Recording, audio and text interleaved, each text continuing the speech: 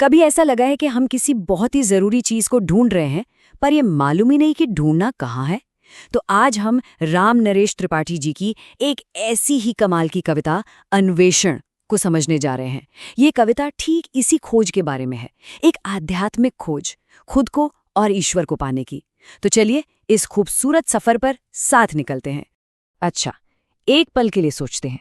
जब भी लोग ईश्वर को या किसी बड़ी शक्ति को याद करते हैं तो अक्सर कहाँ देखते हैं? मंदिरों में, मस्जिदों में, ऊंचे ऊंचे पहाड़ों पर, या शायद किसी शांत कोने में। ये कविता भी इसी सवाल की गहराई में उतरती है, लेकिन इसका जवाब वो बड़ा ही हैरान करने वाला है। देखिए, कविता की शुरुआत ही कितनी दमदार है। सोचिए, ऐसा लग रहा है जैसे दो लोग एक दूसरे को ढूंढ तो रहे हैं, पर दोनों बिल्कुल उल्टी दिशा में जा रहे हैं। कवि ईश्वर को खूबसूरत बगीचों और जंगलों में खोज रहे हैं, और मजे की बात यह है कि ईश्वर उन्हें वहां ढूंढ रहे हैं जहां जरूरतमंद और दुखी लोग हैं। अब इस कविता की गहराई को ठीक से समझने के लिए ये जानना बहुत जरूरी है कि इसे लिखा किसने है। आखिर कौन थे पंडित राम नरेश त्रिपाठी, और उनकी जिंदगी में ऐसा क्या था जिसने उन्हें इतनी गहरी सोच दी। और यहीं पर एक बहुत दिलचस्प बात पता चलती है। त्रिपाठी जी सिर्फ एक कवि नहीं थे जो बस शब्दों की दुनिया में रहते हों। वो एक ऐसे जोशीले देशभक्त थे जिन्हें अपने देश प्रेम के लिए जेल तक जाना पड़ा।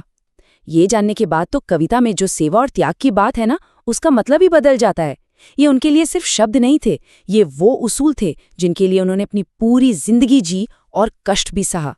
तो कविता की शुरुआत होती है कवि की एक सच्ची कोशिश से, लेकिन ऐसा लगता है जैसे वो हर गलत दरवाजा खटखटा रहे हैं। वो ईश्वर को उन सभी जगहों पर खोज रहे हैं जहां हमें बचपन से देखना सिखाया गया है। कवि ने क्या कुछ नहीं किया। खूबसूरत बागों में घूमे, मीठे मीठे भजन गाए, मान सम्मान पाने की कोशिश की, यहाँ तक कि दुनिया से दूर जाने की भी सोची। लेकिन इतनी सारी बाहरी कोशिशों के बाद भी वो अंदर का जुड़ाव महसूस नहीं कर पा रहे थे। वो इस राज से अनजान थे कि जवाब अकेलेपन में नहीं बल्कि करुणा में छिपा था। और यही कविता में एक बहुत बड़ा मोड़ आता है। एक ऐसा पल जब कवि को और उनके साथ साथ हमें भी ये समझ आने लगता है कि ईश्वर का असली पता क्या है, वो सच में रहते कहाँ हैं। ये देखिए, कितना दिल छू लेने वाला फर्क है।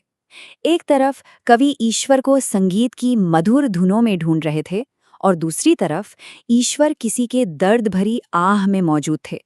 जब कवि किसी बाग की सुंदरता देख रहे थे, तब ईश्वर किसी दुखी के दरवाजे पर उम्मीद बनकर खड़े थे। और ये फर्क आगे भी दिखता है। कवि की खोज घूम रही थी मान सम्मान और धन दौलत के आसपास, जबकि ईश्वर की मौजूदगी वो थी किसी की आंख से गिरते आंसू में या फिर गिरे हुए लोगों को उठाने की कोशिश में।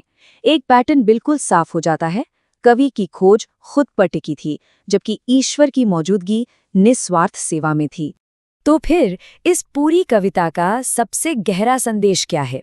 वो कौन सी एक बड़ी सीख है जो हम सबकी जिंदगी में काम आ सकती है? चलिए समझते हैं। इस कविता को रहस्यवादी कहते हैं। पता है क्यों? क्योंकि ये एक छिपे हुए गहरे सच को सामने लाती है जो पूजा पाठ के बाहरी तरीकों से बहुत आगे है। इसका सार ये है कि ईश्वर कोई बाहर ढूंढने वाली चीज नहीं, बल्कि वो एक अंदर महसूस करने वाला अनुभव है। और ये अनुभव तब होता है जब हम इंसानियत से जुड़ते हैं। यहाँ आकर कवि की सोच और भी ऊंची हो जाती है। वो दिखाते हैं कि ईश्वर का असली रूप किसी एक धर्म में बंधा हुआ नहीं है, बल्कि वो हर धर्म की सबसे अच्छी बात में मौजूद है। वो हिंदुओं में ज्ञान है, मुस्लिमों में ईमान, ईसाइयों में प्रेम, और इस पूरी दुनिया में सच है। और सबसे जरूरी बात यह है कि ईश्वर किसी मंदिर या मस्जिद की दीवारों तक ही नहीं है। वो तो प्रकृति के कण कण में है, सूरज की एक किरण में, एक फूल की खूबसूरती में, हवा की हर सांस में, और इस विशाल आसमान में।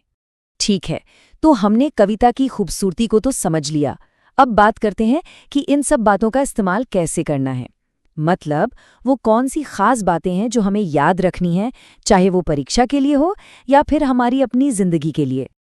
देखिए, परीक्षा के लिए अगर इस कविता का सार लिखना हो तो ये 3 बातें सबसे जरूरी हैं। पहला, इसका केंद्रीय भाव क्या है?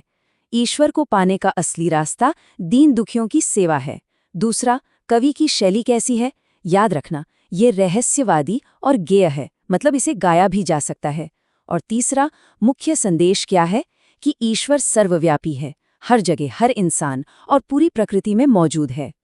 ये एक शब्द दीनबंधु बहुत ताकतवर है। इसका मतलब है गरीबों का दोस्त। ये एक अकेला शब्द पूरी कविता के फलसफे को अपने अंदर समेट लेता है। और सोचिए, कवि की प्रार्थना कितनी विनम्र है। वो ये नहीं मांग रहे हैं कि मुझे आसमान में ईश्वर दिख जाए। वो मांग रहे हैं कि मुझे अपने आसपास के लोगों में, अपनी आंखों में, अपने मन में और अपनी बातों में ईश्वर को देखने की ताकत मिल जाए।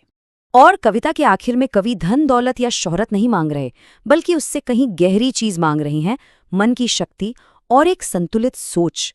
वो चाहते हैं कि उनमें मुश्किलों को सहने की ताकत आए, दुखों में वो हार ना माने, और सबसे जरूरी, सुख में वो ईश्वर को न भूलें।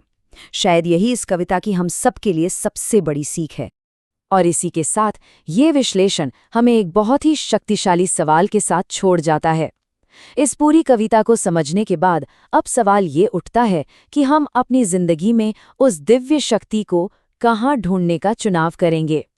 त्रिपाठी जी का जवाब तो बिल्कुल साफ है, करुणा और सेवा के रास्ते पर।